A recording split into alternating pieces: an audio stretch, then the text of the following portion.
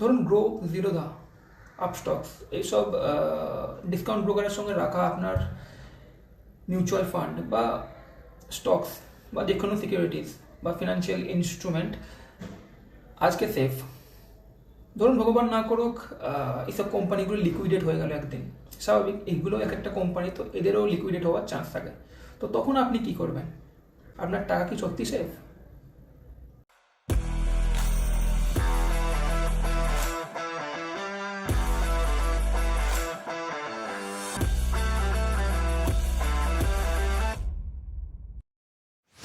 নিজেদের ইচ্ছায় বা বন্ধুর বা রিলেটিভের কথা শুনে আমরা শেয়ার মার্কেটে চলে তো আসি, কিন্তু আমাদের মধ্যে এরকম অনেকেই আছে যাদের মধ্যে আমি লক্ষ্য করেছি যে শেয়ার মার্কেটে even day to day operation or even একটি সিঙ্গেল ট্রানজ্যাকশন মানে buy click to sell click পর্যন্ত কোন কোন অথরিটি এর পেছনে থাকে তাদের নাম কিন্তু জানে না, তাদের রোলস রেসপন্সিবিলিটিস এরা বা অব্লিগেশন এরা কিন্তু আমরা জানি না। এর ফলে কি হয়, আমরা আমাদের টাকা পয়সা নিয়ে খুব কনজারভেটিভ হয়ে যাই, একটি limited amount of money share মার্কেটে ইনভেস্ট করি।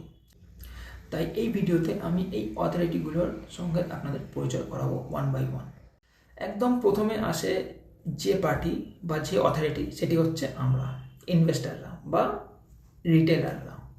আমরা কি, আমরা শুধু শেয়ার মার্কেটে বাই, হোল্ড অ্যান্ড সেল করে থাকি। সেকেন্ড আসে হচ্ছে exchange. Exchange means nothing but a bazaar. Basically একদম আপনাদের মাথায় এটা ঢুকে খেয়ে নিন যে এক্সচেঞ্জ মানে বাজার। বাজারে যেরকম গিয়ে আমরা কেনাকাটি করি, এক্সচেঞ্জেও সেরকম শেয়ার বা বিভিন্ন security, share, stock, bond, futures, option, commodities, অনেক এরকম সিকিউরিটি বা ফিনান্সিয়াল ইনস্ট্রুমেন্ট কেনা বেচা হয়। টাকা পয়সা বা currency itself is a security.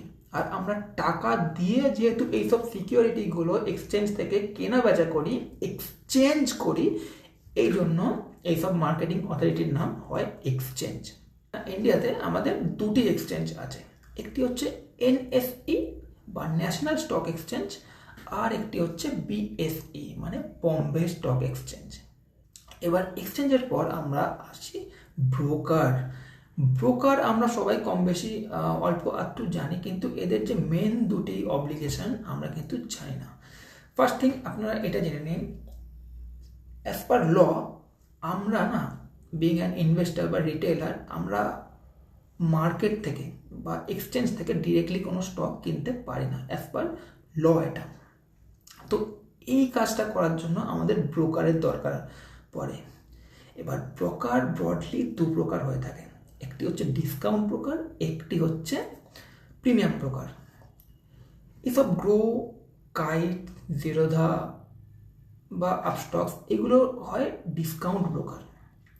R premium ব্রোকারের মধ্যে আসে ICICI securities, SBI securities, Sher Khan, এডেলওয়েস, তারপর মতিলাল অসওয়াল, এরকম অনেক কিছু আছে। প্রিমিয়াম ইজ নাথিং বাট এরা আপনাকে being a customer stock recommendation, advice আর কিছু প্রিমিয়াম ফিচার্স আপনাকে অফার করে।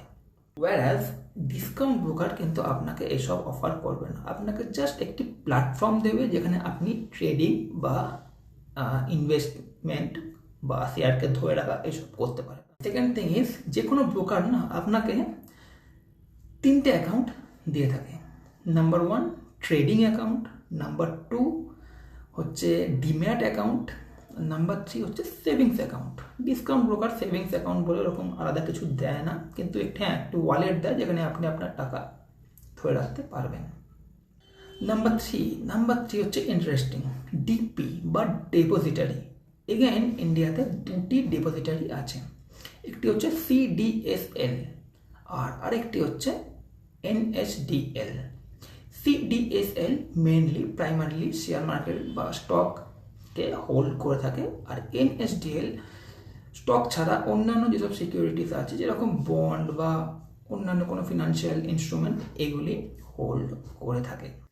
সো এই আমরা ব্রোকার, এক্সচেঞ্জ আর ডিপোজিটারি, এই চারটি হচ্ছে শেয়ার মার্কেটের এভরি ট্রানজ্যাকশনের পেছনের men active or primary authority.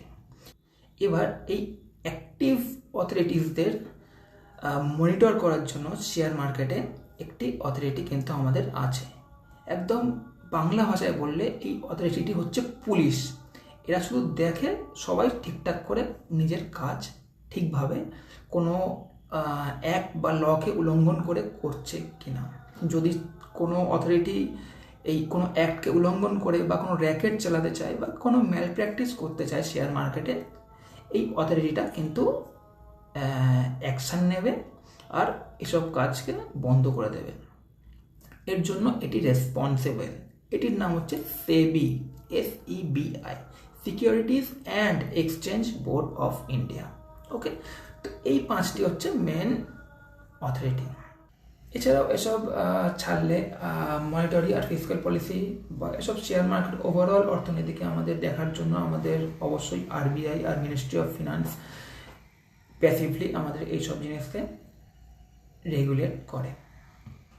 And finally, coming to the answer of the question I have asked in the starting of this video is, আপনার কেনা স্টক বা আপনার কেনা কোনো ফিনান্সিয়াল ইনস্ট্রুমেন্ট বা সিকিউরিটিস আপনার নামে ডিপোজিটারিতে বা ডিপিতে সেভড আছে। ব্রোকারের কাছে কোনোদিনই আপনার কোনো সিকিউরিটি সেভ থাকে না বা ব্রোকার এর রেসপন্সিবিলিটি নেয়ও না। সো যদি জিরোধা, গ্রো বা এইসব বা যে ব্রোকারের সঙ্গে আপনি আছেন, যদি এরা লিকুইডেটও হয়ে যায়, আপনার নামে আপনার সিকিউরিটিস কিন্তু সুরক্ষিত আছে।